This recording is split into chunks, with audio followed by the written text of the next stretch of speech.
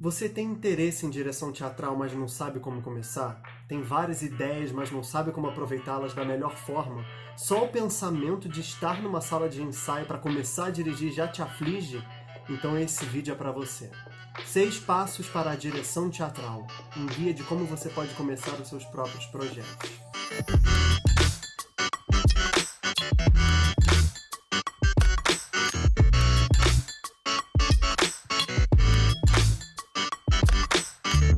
Olá, meu nome é João Goffman, eu sou professor de teatro e diretor teatral, dirigi e produzi muitos dos meus projetos e também tive a chance de acompanhar de perto muitos outros projetos incríveis de companhias e festivais conhecidos. Quando eu comecei, eu era bem novinho, eu estava completamente perdido, só sabia que eu queria dirigir teatro. Comecei estudando muito por conta própria e arrisquei muitos meus aprendizados em salas de ensaio dos meus primeiros projetos. Fiz cursos com diretores que eu admiro muito, tive a maravilhosa oportunidade de acompanhar seus projetos, passei pela Unirio e hoje eu estou aqui para dividir com você a minha experiência e dizer coisas que eu gostaria de ter ouvido quando direção ainda era só uma ideia. Esse é o momento em que todo mundo que trabalha com arte enfrenta e pode ser muito frustrante. Tanto ter ideias e não saber o que fazer com elas, quanto não ter ideias e ficar desesperado por elas. Vamos começar pelo segundo, que muitas vezes pode ser o mais comum. Não tenho nem ideias. Para isso, a minha dica, antes de qualquer coisa, é: não força. O movimento de forçar ideias e querer que tudo seja uma ideia em potencial não é ruim, mas pode ser limitador se for o desejo pelo desejo, vazio. Fica aberto para as ideias de forma mais honesta, experienciando os momentos com mais leveza. Quando você relaxa um pouco e se escuta mais, você pode conseguir perceber ideias muito boas ao seu redor, sem desespero. E você ainda percebe que provavelmente vive cercado de várias ideias em potencial e que você nem percebeu antes porque você estava preocupado demais e se obrigando a fazer, fazer e fazer. Isso é muito curioso porque nós artistas muitas vezes entramos numa onda de achar que temos que fazer e fazer e fazer e muitas vezes nem lembramos mais o porquê queremos fazer ou o que a gente realmente quer fazer. E isso é uma armadilha que temos que fugir o tempo todo, porque é exatamente no lugar mais aberto de se estar que as ideias vêm. E ideias podem ser qualquer coisa. Pode ser a inspiração a partir de um texto que você leu, que achou legal, seja teatral ou não, um álbum ou a discografia de algum artista, uma cena de um filme, um verso de um poema, uma situação cotidiana, até bula de remédio. Dito isso, se você se enquadra no tipo de pessoa que acha que não consegue ter ideias, você começa a perceber que às vezes você está passando direto por elas sem nem dar atenção. Muitas vezes uma pessoa acha que a ideia surge só de uma única forma, mas o mundo é cheio delas. Só é preciso prestar atenção. Nenhuma ideia ruim nem boa, é só um ponto de partida, uma porta aberta. Pode até ser que a sua ideia inicial acabe sendo parecida com a final, mas na maior parte das vezes isso não é o que acontece. Um assunto que te provocou, ele pode abrir outra porta, te levando a outros caminhos, e no final você está diante de uma coisa completamente diferente. E isso tudo graças àquela ideia inicial que você se permitiu explorar, sem preconceitos, ou ficar pensando demais lá na frente, no final, na realização. E agora que você já tem ideias, o que se faz? Estuda. E estudar pode ser de várias formas, todas certas. Não é só parar e ler um livro de história contando detalhes ou se debruçar em cima de um único tema. Pode ser ouvir música, conversar com pessoas diferentes. Esse estudar é muito parecido com aquela forma que eu falei de ter ideias. Se abrir para os assuntos que às vezes não parecem se conectar, mas se conectam. No final, sempre conectam. Um diretor cria faíscas, choca os assuntos, mas antes é preciso que ele tenha as faíscas dele mesmo. De que adianta você saber provocar assunto nos outros, mas você mesmo não se permite abrir mão das suas ideias ou deixá-las se transformar em outras? Quando você vira essa chavinha dentro de você, é sucesso, é muito libertador. Aí você pode cair em um espetáculo de época medieval e colocar funk pra tocar, quebrando completamente o esperado entre esses dois universos. Ou você vai montar um musical com atores surdos fazendo linguagem de sinal. Entendeu o lance da faísca? Pode tudo. Você pode tudo. Mas eu sempre vou falar, seja honesto com as suas vontades. Aprenda a escutar você antes de escutar o externo. É muito normal no meio teatral algo parecer ruim. Até que alguém faz e quando você se dá conta, Todos estão se inspirando e querendo fazer parecido. Muitos vão se inspirar no outro depois de terem ouvido sua própria intuição. Isso é muito bom e bem-vindo. Outros vão estar naquele modo que eu falei lá atrás, que é o eu tenho que fazer, preciso fazer, e vão copiar de forma vazia, e aí não vão acrescentar. E outros vão estar ouvindo a sua própria intuição e se arriscando. Tudo é válido quando você é honesto consigo mesmo. Porque quando você é honesto consigo mesmo, com sua vivência, com a sua intuição, já está aberto ao tema que te provocou, que muitas vezes pode até te dar mais dor de cabeça que uma sensação de prazer. Então vai com calma, que às vezes aquele assunto que te dá aquela coceirinha, te deixa sem dormir, incomodado, é o tema que vai te abrir caminhos e muito provavelmente te levar ao conceito, que pode até ser a junção de outras ideias. O conceito é basicamente como você pretende levar a sua ideia adiante. Você leu Romeu e Julieta de Shakespeare e você acha que aquela história poderia acontecer em uma favela do Rio de Janeiro, com guerra de facções e milícias, ou você acha que a história inteira poderia ser um relato do ponto de vista da ama ou do Frei Lourenço. Você pode também ter visto ilustrações de algum artista que você gosta e viu que isso poderia ser motivação para juntar um grupo de atores em uma sala de ensaio e começar a improvisar. Você também pode ter visto uma notícia de jornal que te chamou a atenção e resolveu criar um grupo de estudos em cima disso e de repente vocês, todos juntos, estão escrevendo um texto original. Isso porque você se permitiu. Pode até ser que você comece com Romeu e Julieta e termine em Ariano Suassuna, nunca se sabe. Uma coisa puxa a outra e isso é uma delícia. Muitos falam que isso é a metáfora da sementinha. Quando um jardineiro planta uma árvore, ele sabe qual espécie de árvore ele está plantando, ele tem uma ideia de como ela vai ficar no jardim que ele está cultivando. Mas se essa árvore vai crescer saudável, se vai crescer torta, se vai cair um raio nela e ela vai se acabar, se ela vai dar muitos frutos ou não, ele não sabe. E uma ideia é como uma semente. Você até tem a ideia, um vislumbre de como ela pode florescer, mas sempre está aberto ao caos, ao acaso. O diretor é alguém que cultiva essa semente, a ideia, e ajuda a fornecer tudo o que ela precisa para crescer através do exercício de escutá-la e observá-la. Mas podemos dizer que o diretor também é responsável pelo solo dessa ideia.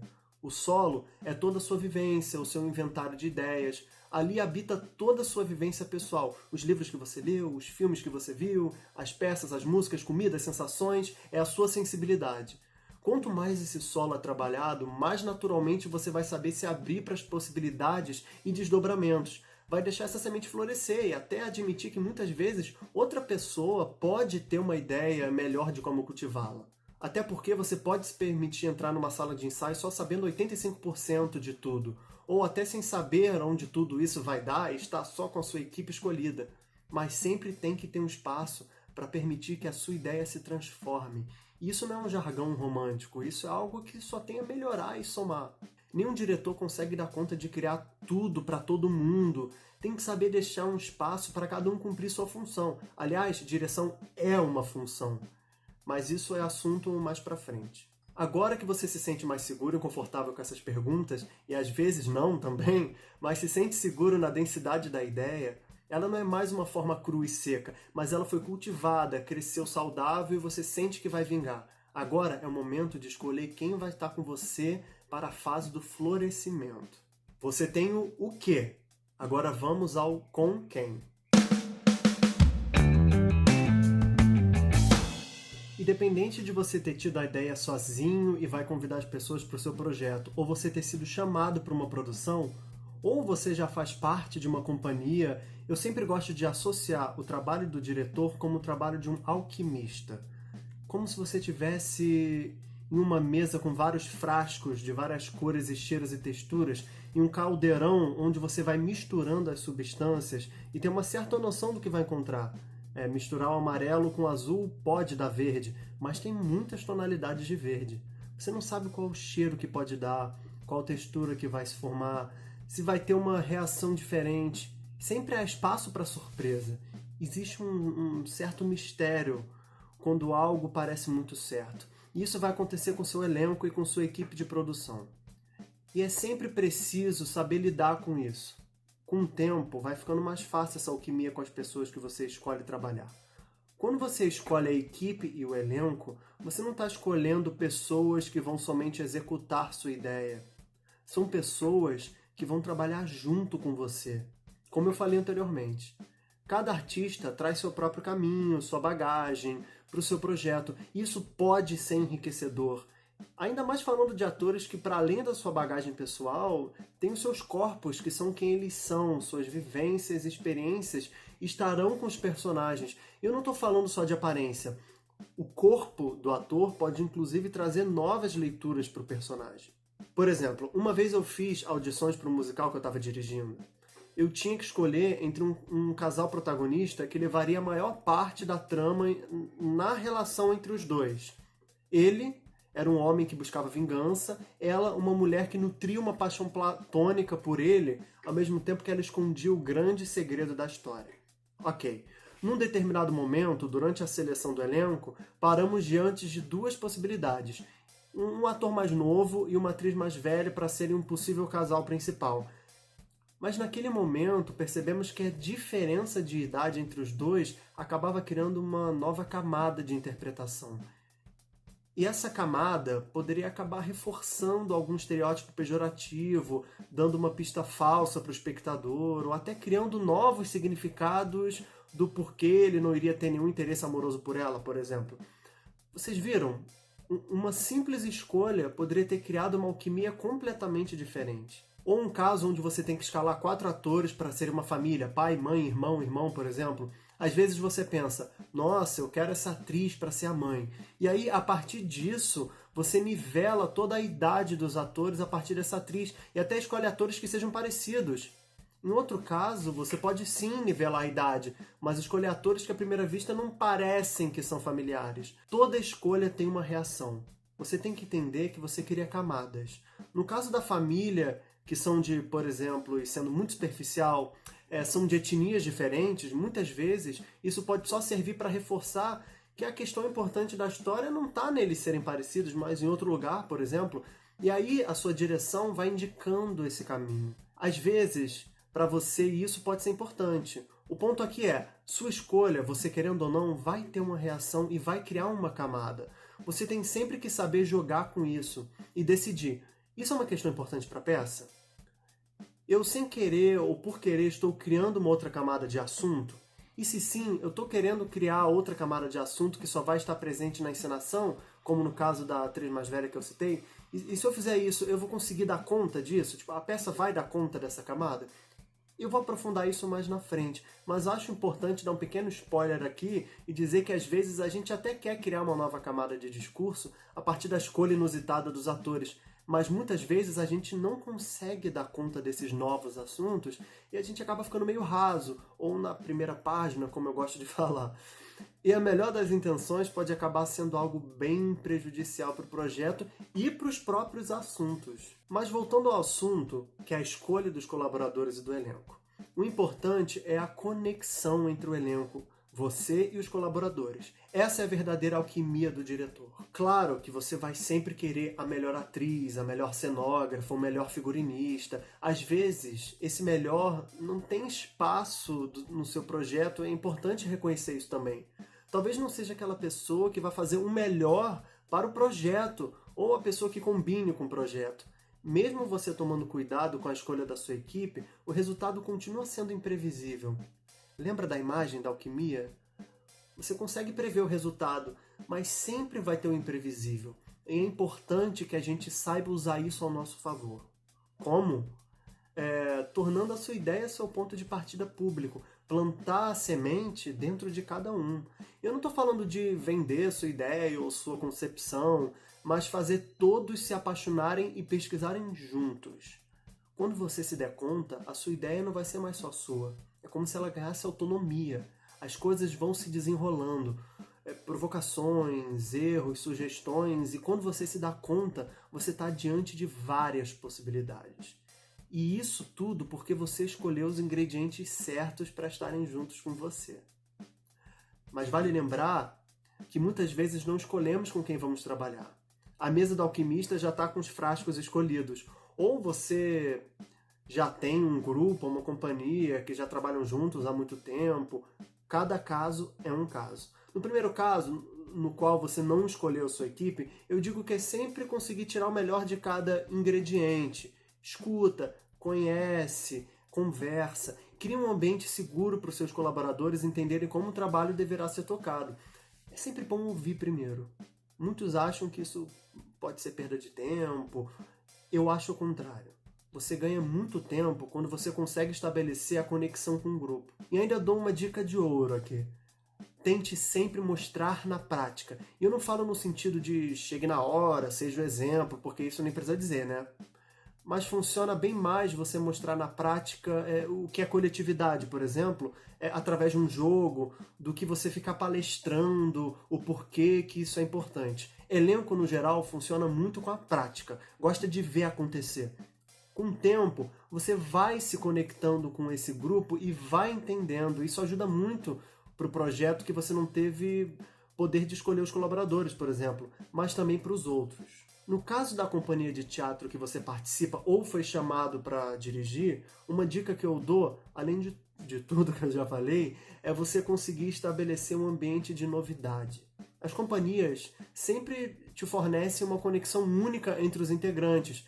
Eles costumam saber o melhor de cada um e como trocar entre eles. Afinal, já trabalham há anos, diferente das famílias temporárias, que são aquele elenco que foi escolhido só para um projeto, sabe? Uma temporada. Por isso que o ambiente de novidade é primordial. Se você conseguir criar nesse elenco a sensação de frescor, de que na verdade eles ainda têm muito que descobrir um dos outros, ótimo. Agora, você deve estar se perguntando, como é que eu faço isso? Um exemplo simples que eu posso dar é tentar oferecer um desafio para cada ator. É normal os atores terem padrões de trabalho, tipo personagens que eles costumam fazer.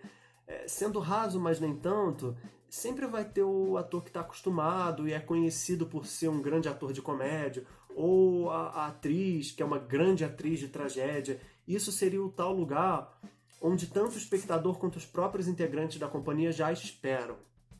Em muitos casos, isso funciona muito bem.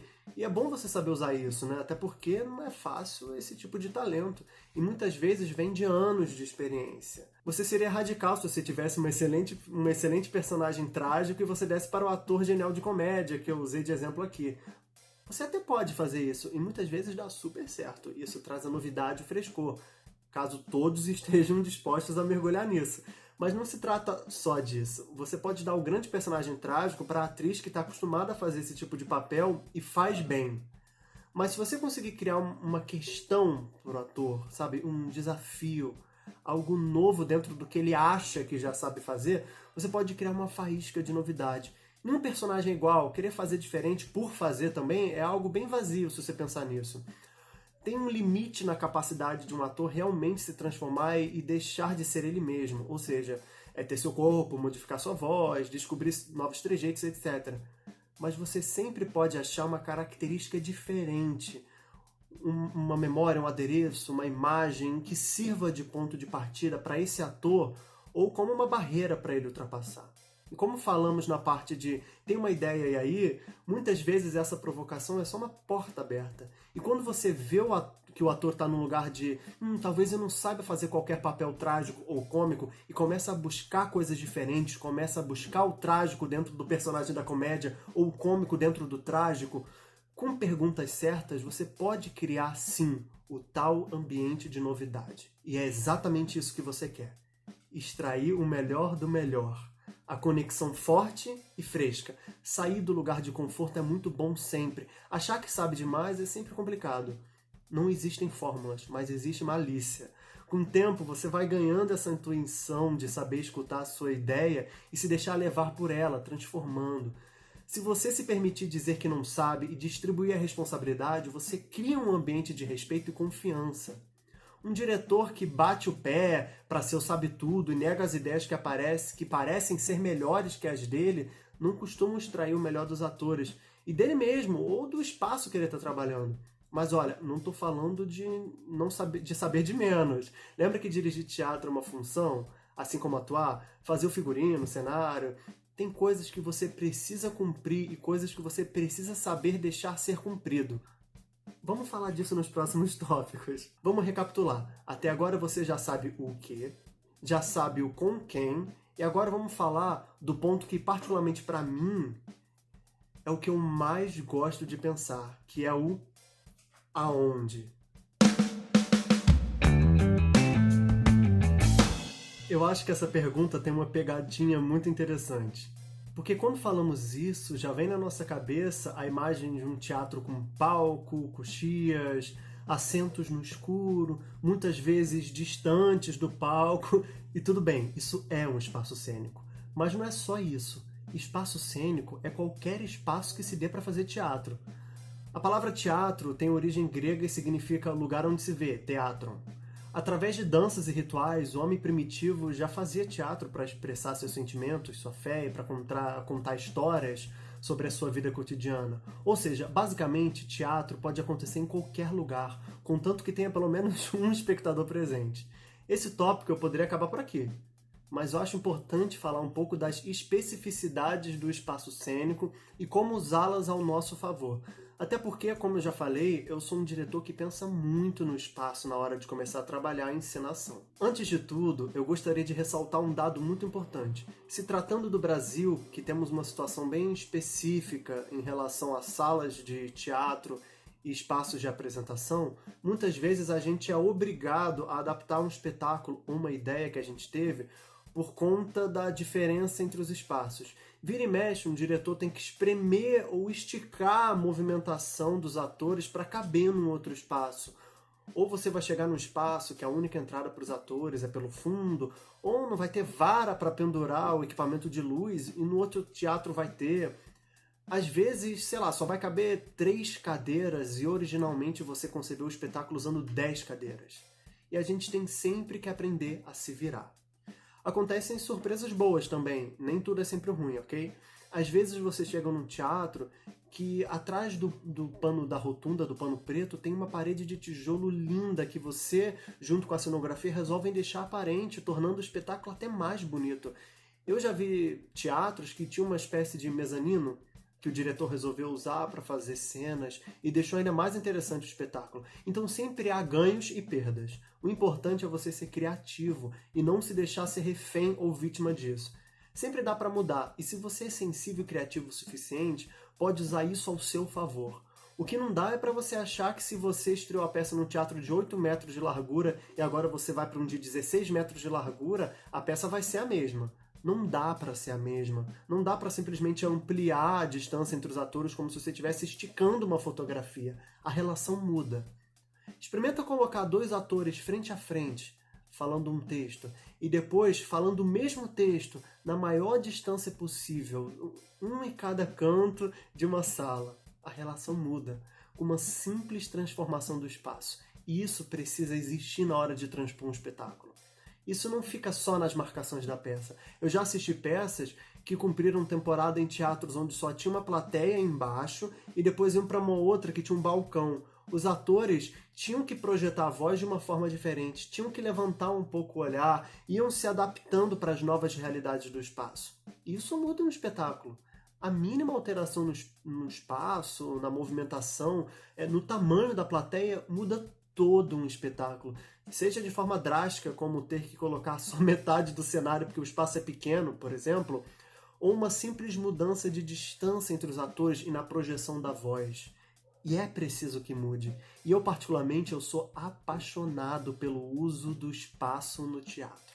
Agora falando dos espaços em si. Cada espaço traz uma linguagem, uma relação com o público diferente. Dependendo de qual teatro você está se apresentando, os atores estarão mais próximos da plateia, às vezes entre os espectadores. Ou estarão distantes em um palco alto iluminado, enquanto o espectador vai estar em uma zona escura, protegida, em seu lugar de voyeur no escurinho.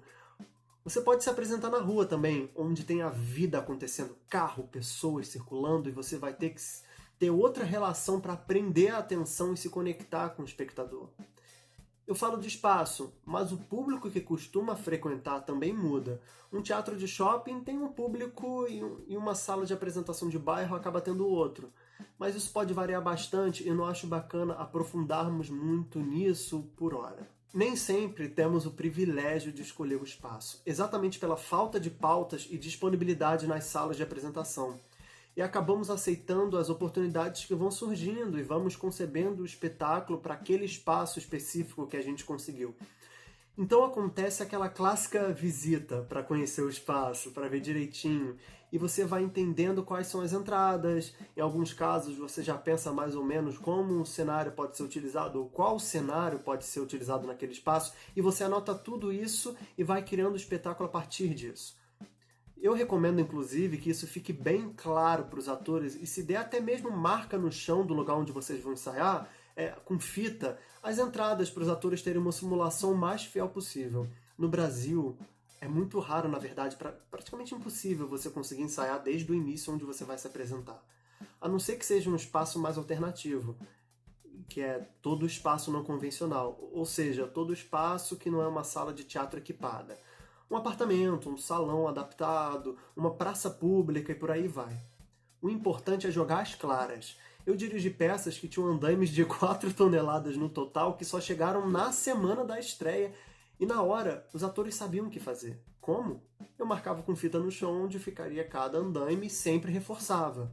Então, é possível. Então agora vocês entendem como o espaço cênico pode mudar completamente o entendimento de um espetáculo. Romeu e Julieta numa arena com público em volta é completamente diferente de um Romeu e Julieta feito numa rua. É inevitável. Se você for pensar em como os atores devem se relacionar com os espectadores, já muda completamente. Você já tem preocupações diferentes. Um movimento que fica lindo num palco italiano, que é como nós estamos mais acostumados, numa praça aberta pode ficar apagado, sumir.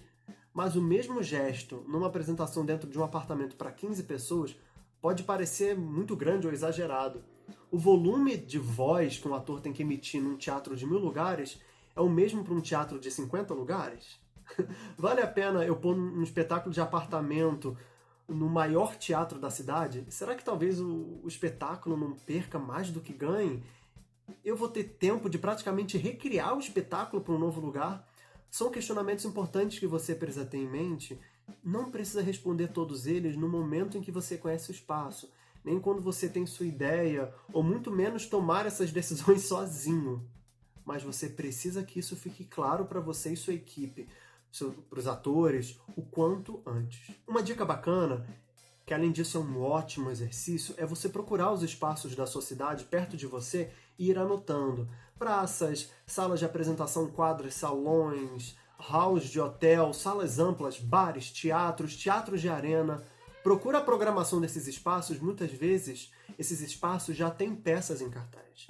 Vale a pena assistir, ver como é o uso deles do espaço escolhido, como se relacionam, como os atores se movimentam, se tem algum momento que você gostou muito, ou um outro que você acha que poderia ter sido feito diferente. E não esquece de se perguntar, por que eu não gostei disso? Por que eu gostei daquilo?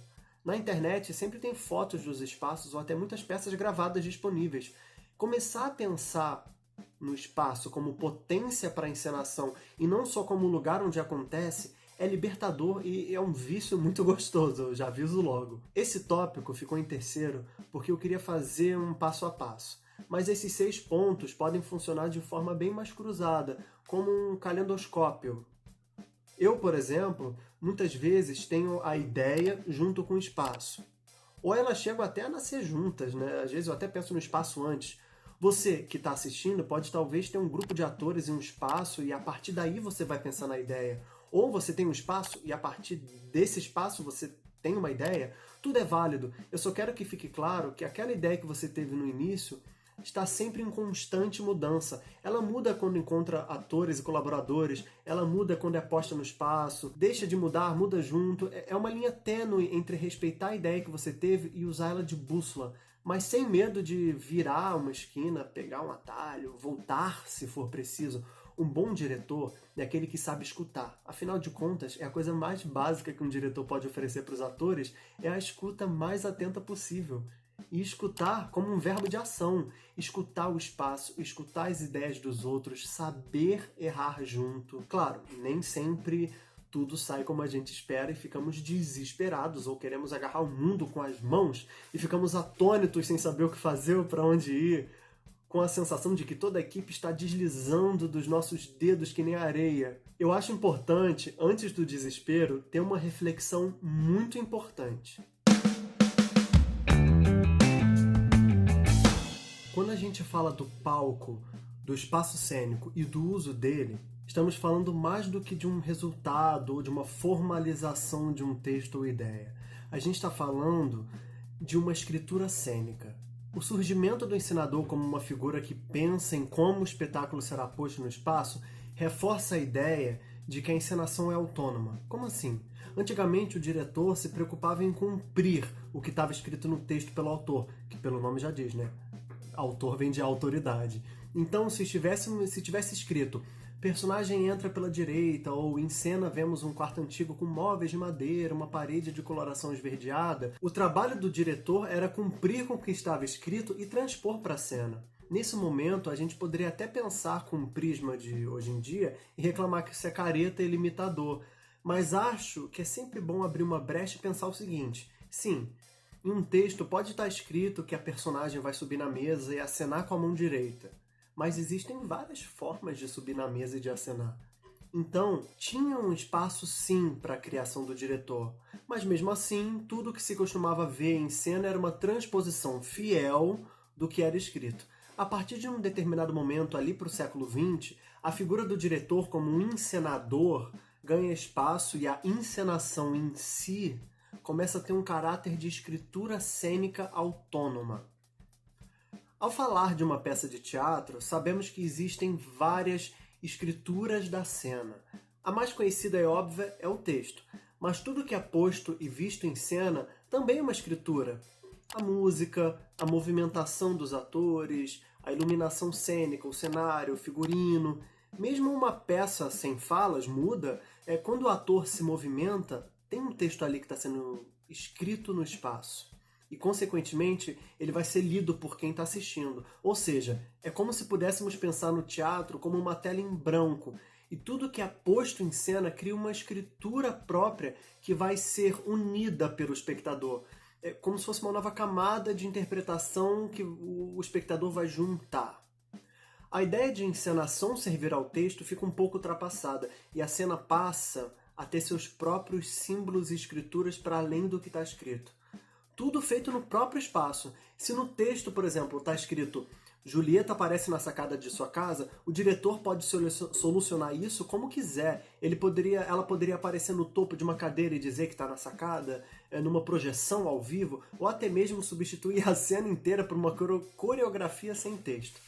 A encenação começa a dizer outras coisas e assim criar outras camadas. Ela não está mais a serviço de um texto que, aliás, é bem desmantelado. O texto começa a ser editado, cortado, coisas são acrescentadas. O texto não é mais o pilar central. E isso vale para todos os pontos que passam pelo diretor. E é nesse lugar que eu queria chegar. Que pontos são esses que passam pelo diretor? Qual a real função do diretor no micro e no macro? Antes de responder essa questão, eu acho muito legal comentar o que se espera de um diretor. Muitas vezes, quando pensamos num bom diretor, pensamos em um homem grisalho, que já teve anos de experiência como ator e todos aqueles clichês. E não é preciso urgentemente quebrar essa ideia ultrapassada. Também pensamos na pessoa que manda em tudo, dá esporro, tem o poder do sim e do não. Por muito, eu fui cobrado e me cobrava disso, de ser o cara que dá esporro em todo mundo, cobra as coisas, senão eu não teria credibilidade. Eu vou falar uma coisa, foi o período que eu mais passei por problemas e, quiçá, menos passei credibilidade. Para dirigir, não tem uma fórmula de como você tem que ser ou agir. Você tem que ser responsável e verdadeiro, isso é claro, mas você não precisa ser mais velho, grisalho ou homem para fazer isso. Existem formas de estabelecer respeito e confiança com o elenco. Formas de você chamar a atenção das pessoas sem precisar gritar ou até humilhar. E é curioso porque eu já vi elencos que gostam de colocar essa função no diretor, até como uma forma de se abster. Ou seja, o elenco só funciona com esporro ao invés de ir lá estudar, fazer e se concentrar, por exemplo. E quando eu gritava e me colocava nesse lugar, não só eu era mentiroso comigo mesmo, como não funcionava. Com o tempo, eu fui descobrindo como mostrar para o meu elenco que eu estava ali de forma responsável e séria, sem ficar dando esporro vazio o tempo todo ou ficar refém das pessoas. Você não pode nunca ameaçar de forma vazia ou se contradizer. Se você quer que o elenco chegue na hora, chegue primeiro e comece pontualmente. Se você quer que te respeitem, respeite os outros. Se você quer que a equipe se organize, planeje o ensaio, não passe da hora. Se você quer que os atores abram mão de ideias que você não acha que encaixa no projeto, esteja disposto a abrir mão das suas ideias também. Com certeza, uma das funções do diretor no micro é ser essa pessoa que vê de fora. Ser esse espectador privilegiado, que pode ver todos os erros e acertos ao longo das experimentações. Você precisa meio que ser o fã número 1 do projeto, que assiste tudo com o máximo de atenção. Lembra que eu falei isso anteriormente? A função do diretor é dar a melhor atenção possível. Mas não pode ser uma atenção cega ou preguiçosa. Você tem sempre que assistir duvidando. O excesso de certeza e achar tudo bonitinho e incrível também pode te cegar. Teatro é um exercício. Ele é feito de quinta a domingo com sessão dupla no sábado. Você precisa deixar com que os atores estejam cientes disso e aptos para conseguir viver o espetáculo dessa forma, de conseguir fazer e refazer e entender onde começa e onde termina, qual o ponto de partida da trajetória do personagem dentro do espetáculo, por exemplo. Não se trata só de decorar a entonação perfeita e repetir para falar um trecho do texto da peça, se trata de entender o que está por trás. Quando você entende o que está por trás, a coisa acontece, eu juro. Não é fácil chegar nesse lugar, mas com certeza as coisas mais interessantes aparecem. O elenco fica mais maduro para encarar públicos diferentes, saber jogar com a energia dos atores que estão em cena com eles. Um exemplo claro disso é uma cena de briga onde, por um acaso, mesmo com tudo definido e marcado, um ator chega com um pouco mais de energia, o outro vai saber lidar com isso e nivelar, porque ele está vivo na cena e no entendimento. Um elenco que simplesmente executa de forma mecânica e não entende o que está por trás do texto, não trabalhou as cenas, não exercitou, com certeza reclamaria que o outro fez diferente, isso desestabilizou. Para mim, isso é a morte do teatro. Fiquem atentos nisso. No macro, dirigir é uma função, ela preenche um cargo. Isso é importante de ser dito e também é uma dica para você relaxar naquela ideia de diretor ser a pessoa grisalha, que passa credibilidade, está acima de todos, etc.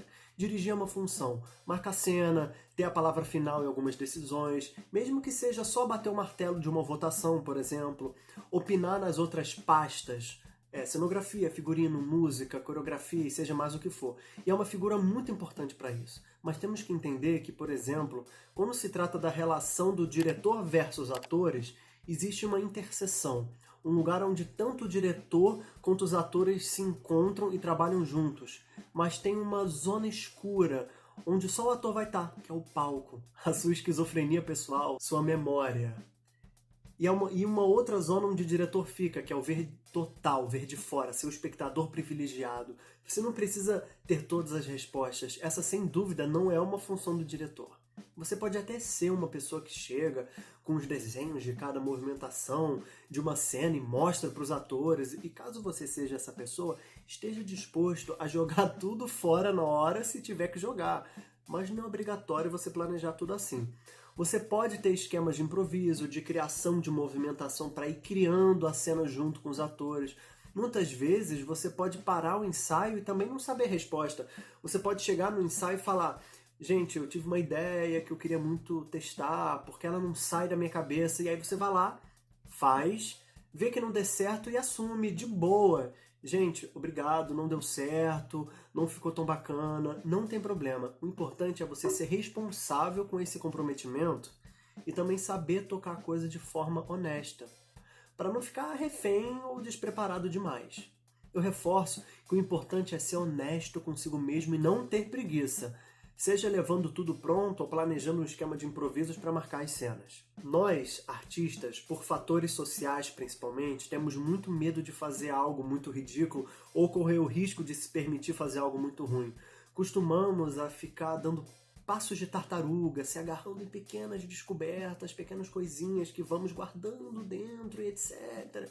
Muitas vezes, chegar ao ensaio e fazer tudo muito exagerado, ou fazer algo que aparentemente é muito piegas, ou até tosco, pode ser libertador e pode fazer os atores chegarem em outros lugares. O que você não pode fazer é se prender. Eu tenho um jargão com os meus atores que é, não sei, faz aí, ou me mostra. E a partir daí a gente vai sempre criando, errando, jogando fora. Muitas vezes eu já falei para parar o ensaio, dar um intervalo, tomar um café para a gente refrescar a mente, trocar sobre, mas também já cheguei muitas vezes com a ideia pronta. Vocês conseguem entender? Isso varia muito, mas com certeza a função do diretor no micro e no macro é ser essa pessoa que vê de fora e que tem essa relação direta com os atores. E com o decorrer dos ensaios, acaba até sendo a pessoa que fala que um certo gesto ou uma certa entonação de fala que os atores estão fazendo pode acabar sendo uma pista falsa, que pode até atrapalhar o entendimento. Ou falar, eu acho que essa luz azul nessa cena não é tão boa, porque acaba dando uma ideia que não é bacana. Mas sempre entendendo que, por mais que você seja a pessoa que opina em tudo, sempre tem um lugar onde a sua função acaba e a outra pessoa bate o martelo. Quem bate o martelo do figurino é a figurinista, até porque é ela que vai fazer. E é bom que você saiba deixar as pessoas trabalharem. Mas não tenha medo de falar que toda uma ideia não funciona para você esteja disposto a debater de forma saudável. Aliás, todos querem fazer o seu melhor. Falo isso porque quando eu comecei, eu agarrava o mundo com os braços e queria dar conta de tudo, deixava tudo pela metade e só ficava frustrado. Acredite, criar uma atmosfera de criatividade e trabalho em equipe, sabendo ouvir todo mundo, sabendo dizer para o elenco uma indicação bacana, passando as necessidades para a equipe criativa, levantando pontes entre os artistas que estão ali, é o mais importante papel do diretor. Então, o que se espera de um diretor no micro e no macro? Alguém que ocupe a sua função de forma boa. Seja claro consigo mesmo e com todos. Crie pontes entre toda a equipe. Oriente os atores através da escuta e das necessidades que surgem da cena. Seja responsável antes de tudo. E como qualquer artista, alguém que seja verdadeiramente interessado, goste de estudar e conhecer os temas. Agora vamos partir para uma outra questão que está intrinsecamente ligada e uma das funções principais de um diretor. Esse ponto e o próximo vão ser basicamente continuação do tópico da função do diretor. Até então, você tem o que, com quem, aonde e já tem alguma clareza sobre qual é o papel do diretor. Agora vamos dar um passo adiante nessa questão. Organizar um projeto é tão importante quanto tudo que vimos até agora. De nada adianta você ter resolvido tudo que falamos até agora e jogar fora com uma organização capenga. Mas como assim jogar tudo fora? Eu vou dar uma dica de ouro. Toda vez que eu vou dirigir, eu gosto de pensar de trás para frente. Isso ajuda muito. Primeiro passo, você precisa entender quanto tempo você terá de ensaio. Isso pode ser influenciado por alguns fatores. No Brasil, é raro você ter um orçamento ou patrocínio que dê conta de sustentar salários de atores por muitos meses. Então, a duração do período de ensaios já acaba sendo pré-determinada por conta disso. Muitas vezes você vai ter grana para ensaiar 3 meses no máximo, ou você vai conseguir ter mais tempo de ensaio se tiver menos atores, enfim. Às vezes você quer ensaiar por mais tempo, mesmo antes de ter patrocínio, e vai dando outros jeitos. Isso é muito comum em grupos de teatro que estão começando e querem fazer a todo custo. De qualquer forma, até agora você já sabe onde você vai se apresentar. Vamos então criar uma outra simulação. Vamos supor que a gente está em janeiro, agora é janeiro, e você conseguiu uma pauta lá para agosto, em um teatro. Então, daqui até lá você tem 8 meses. Só que você resolve que só vai começar a ensaiar em março. Ou porque até lá você vai precisar estudar, ou você precisa fazer audições e leituras, ou por questões de patrocínio. Você precisa desse tempo de pré-produção. Ou seja, você precisa desse período antes de começar os ensaios. Sim, existe todo um tempo antes de começar a ensaiar, que é chamada pré-produção. Nesse esquema, você descobre que você vai ter só 4 meses de ensaio.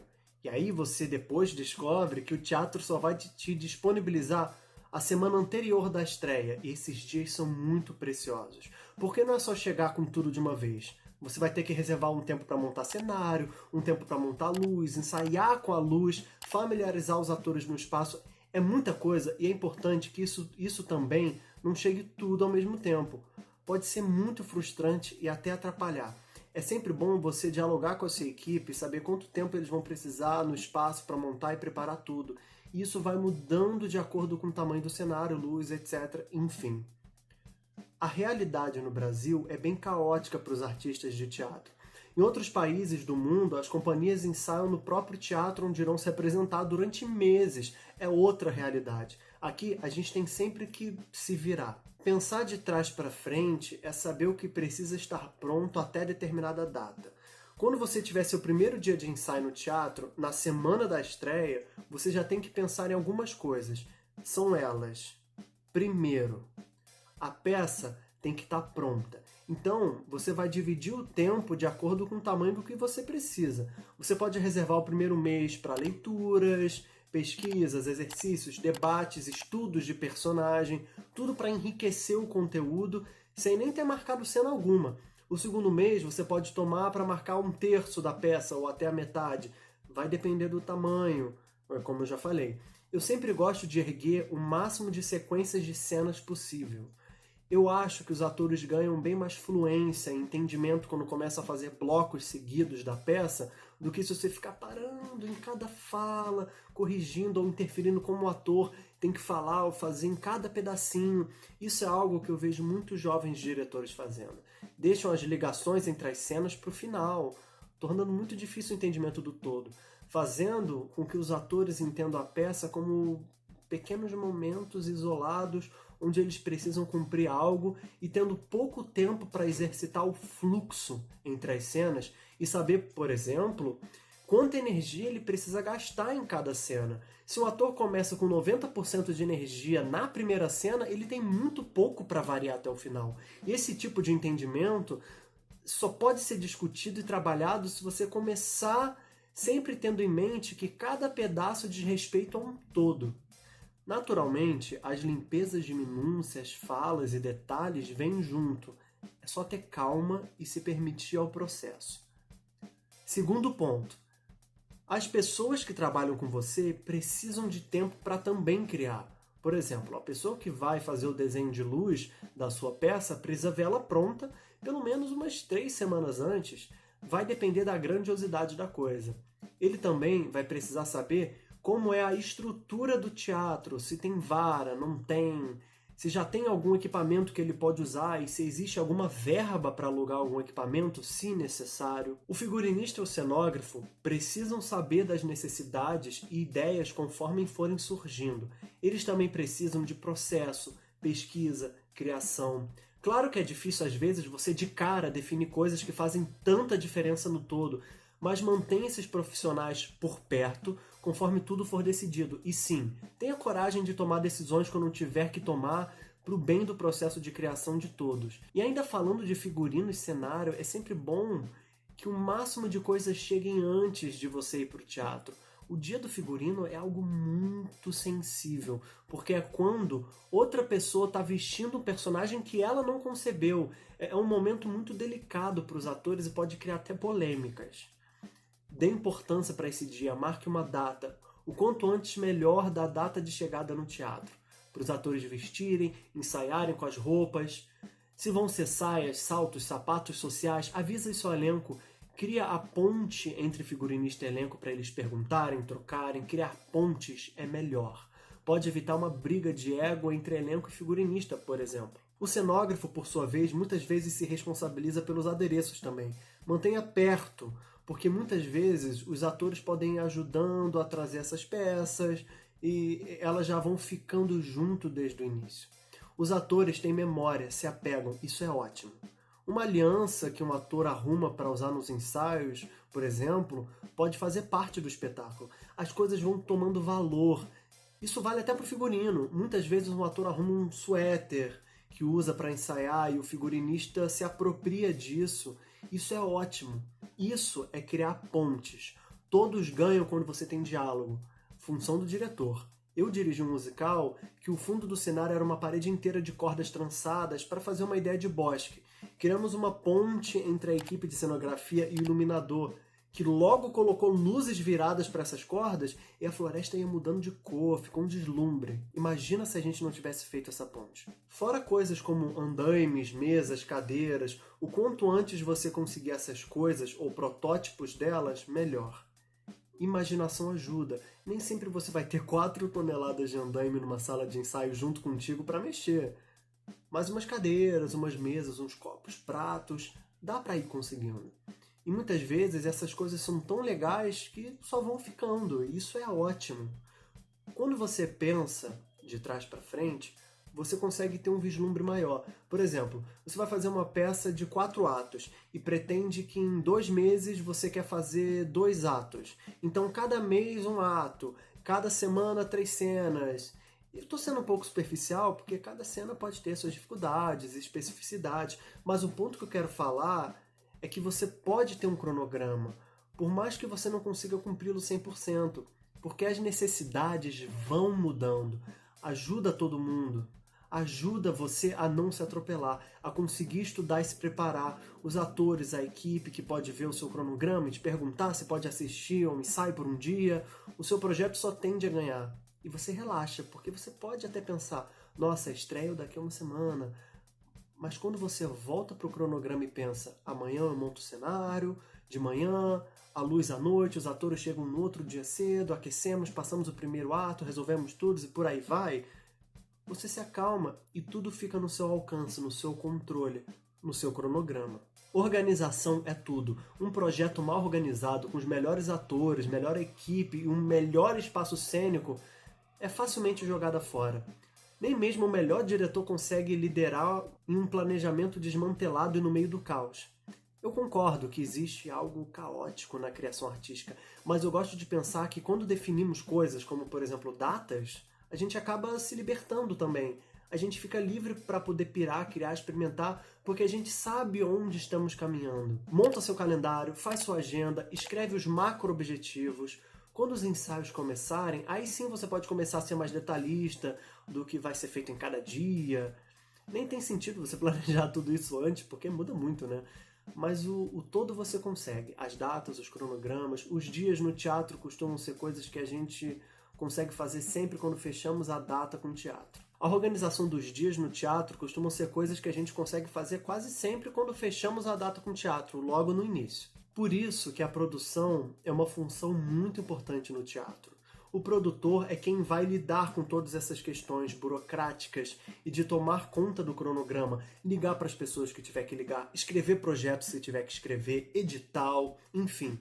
Por mais que no Brasil seja comum que todos nós acabemos sendo um pouco produtores, também é sempre bom procurar alguém para essa função tão importante. Isso tudo que eu narrei aqui é feito nesse período de pré-produção, ou seja, antes mesmo de começar o período de ensaios.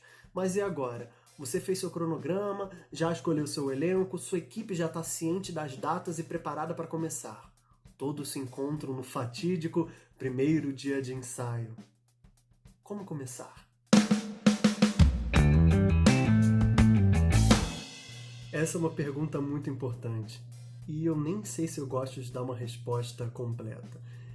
Eu acho que a dúvida sempre traz coisas muito positivas para o trabalho artístico.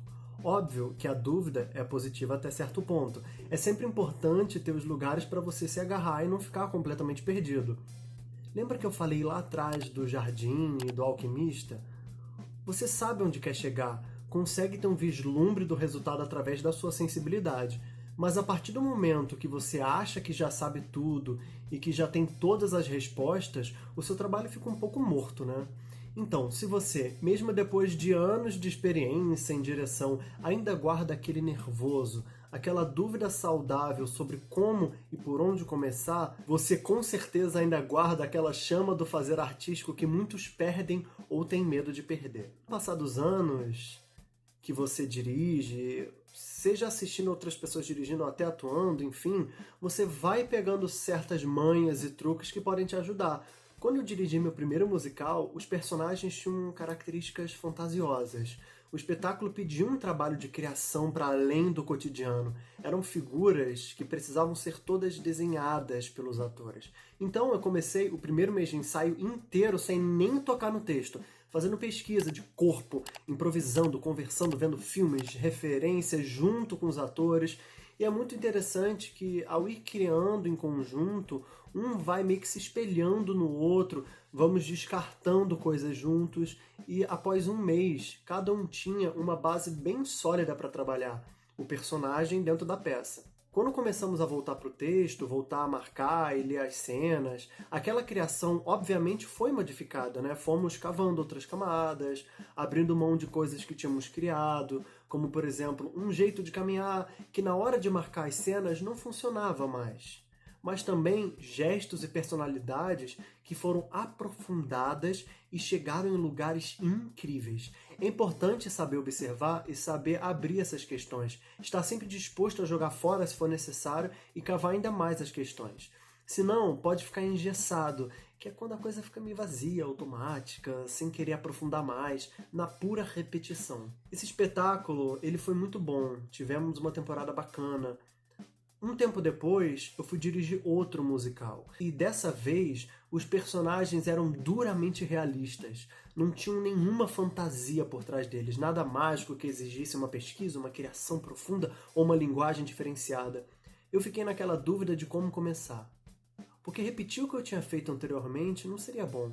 Primeiro, porque seria impossível, eram atores diferentes. E segundo, porque a peça pedia outro tipo de criação e trabalho entre os atores, outro tipo de abordagem. Então, ao invés de focar na criação individual e do universo, como foi no caso do outro espetáculo, eu comecei focando na relação entre os personagens, falando de dramas humanos e trabalhei puramente com emoções como ponto de partida. Esse trabalho com emoções e troca entre os atores foi muito positivo, porque eu consegui colocar eles em um estado de atenção enorme. Eles conseguiram estar vivos em cena. E para a peça que era repleta de discussões, brigas, encontros, desencontros cotidianos, caiu como uma luva. O trabalho das emoções ainda nos levou a outro patamar dentro do espetáculo. Vimos não só como chegar em certos estados e emoções mais específicas e que até muitas vezes não conseguimos demonstrar, mas a gente descobriu como implodir e explodir esses estados. Vocês conseguem perceber? O mesmo diretor, diante de dois projetos diferentes e respondendo a mesma pergunta de duas formas diferentes. Começar um ensaio é sempre difícil e é bom que não tenha fórmulas. Você, com o tempo, vai criando na sua cabeça um inventário de exercícios legais, jogos teatrais, referências, e quando você se deparar com um momento assim, sabendo escutar a ideia, você vai saber escolher o que é melhor para os atores e para a peça. Eu falo muito do lugar da dúvida, mas o que eu quero que você saiba é: achar que existe uma fórmula é achar que você vai dirigir duas peças parecidas. E por isso dá para usar exatamente o mesmo processo de ensaio. E você não vai. Uma proposta de experimentação que você levou 4 horas com um elenco pode levar 2 horas com o outro. Às vezes você vai ter um elenco que nem funciona tanto com experimentação, e aí você vai ficar mais um trabalho intelectual de leitura, pesquisa, estudo de texto. São muitas as variantes. Eu sempre gosto de fazer algum tipo de trabalho anterior à cena. Eu costumo começar com uma leitura e não tocar no texto mais por um bom tempo. Parto para o espaço, para a experimentação, e a partir daí eu vejo o que eu vou querer trabalhar com aquele elenco e o que o espetáculo precisa. Eu posso trabalhar emoções contra a cena, fazer jogos para criar maior confiança entre os atores, propor improvisos de certas cenas, por exemplo, pedir improvisos de trechos do espetáculo. Muitas vezes os atores criam coisas geniais e que acabam entrando na peça. Eu só vou anotando, fotografando às vezes e deixo no caderninho. Lá na frente isso pode voltar, como por exemplo, fulano, lembra aquele giro que você fez que era muito bonito? Vamos fazer aquilo agora? E de repente, temos. Também sempre gosto de correr para ter um borrão do espetáculo o mais rápido possível, nem que seja só um pedaço. Borrão é uma sequência do espetáculo sem ser muito polida, às vezes até faltando algumas coisas, umas transições entre as cenas, mas eu gosto muito disso. Eu acho que ter esses fluxos ajudam o ator a começar a vislumbrar o desenrolar das coisas e a trajetória do personagem. Falando assim, até parece que eu tenho algumas fórmulas. Fórmula não, mas eu tenho um arcabouço cheio de referências e ideias para serem usadas e mescladas sempre que necessário. Por exemplo, se eu fosse dirigir um Shakespeare ou um Nelson Rodrigues, eu com certeza ia gastar mais tempo desvendando aquelas palavras, aqueles termos e personagens complexos para aí sim poder explodir tudo e começar a ir além a partir da ação. Cada processo é um processo. E digo mais, cada ator é um ator. Você vai trabalhar com um ator que vai ser estudioso, que vai ler todos os livros sobre o tema, ver vários filmes, praticamente virar um PhD no assunto, e você vai ter ao mesmo tempo um outro ator que, para atingir o mesmo resultado, não vai estudar nada disso, vai se debruçar em observar esses personagens na rua, ir para um lugar de conexão mais abstrato e no plano da ação do que no plano intelectual. Você tem que saber surfar nessas individualidades, saber lidar com elas e extrair o melhor de cada um. E também ver onde um pode tirar o melhor do outro, o que um pode acrescentar para o outro ao debater os temas no ensaio.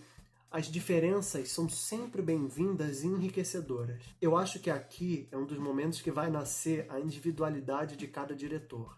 Cada um vai ter sua forma de trabalhar. O importante é você saber se adaptar. Você pode ser um diretor com um único foco de trabalho e pesquisa, mas você também pode saber se adaptar a cada grupo ou projeto. Não tem certo e errado. A dica de ouro, e que foi a que mais me ajudou, foi assistir outros diretores dirigindo. Ver a didática, como eles dirigem, trocam, como é que eles extraem dos atores o que é preciso. E muitas vezes até começar a discordar de certas ideias ou posturas. É discordando que a gente se encontra, eu acho. Quando você começa a perceber diferenças entre você e algum diretor ou diretora que você admira, é o momento que você encontra a sua própria personalidade. Tenta sempre ir além. Procura na sua cidade os teatros, as companhias, os cursos de teatro, assiste os espetáculos, pergunta se você pode assistir um ensaio, leva o caderninho, eu sempre ando com o meu. Isso com certeza me mudou completamente. Outra coisa que me mudou completamente foram os livros que eu li. Existem alguns livros que são muito bacanas e palatáveis para quem tem interesse em teatro e em dirigir. Eu comecei com Ponto de Virada, do Peter Brook, que é um importante diretor britânico de teatro e cinema. Depois, eu fui para A Preparação do Diretor, da Anne Bogart, diretora artística da City Company. O curioso é que esses livros me mudaram, me impulsionaram para ação, para agir, para querer experimentar na prática tudo o que eles falavam. Eu me inspirei na paixão que essas pessoas colocavam em cada linha. E, curiosamente, um único livro me empurrou para vários. Porque você vai procurando mais do autor, vai achando palestras na internet, vai descobrindo outros.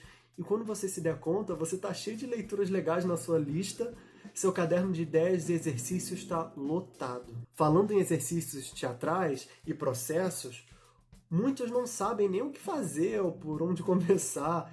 Eu acho válido procurar uns livros sobre jogos teatrais. Augusto Boal, brasileiro, uma das grandes figuras do teatro contemporâneo nacional e internacional, escreveu vários livros sobre jogos teatrais, catalogando e explicando como eles devem ser feitos, como podem ser feitos. Não é difícil achar na internet uns sebos.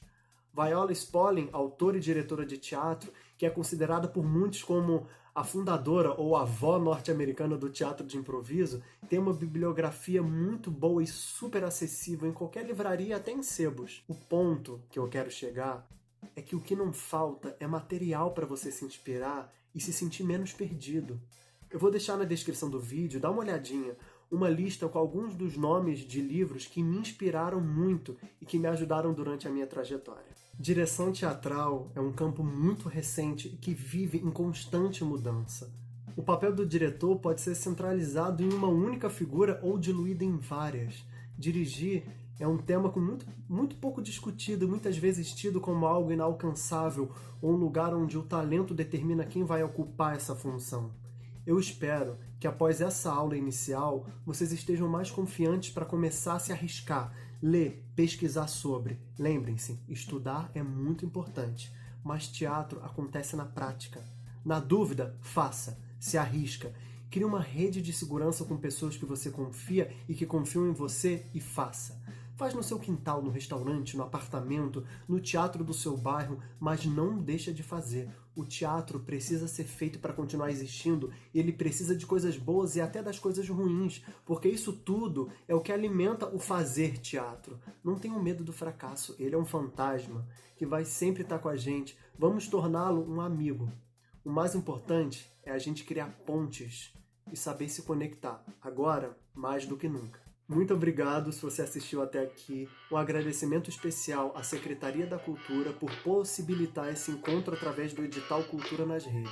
Um forte abraço e, se possível, fique em casa.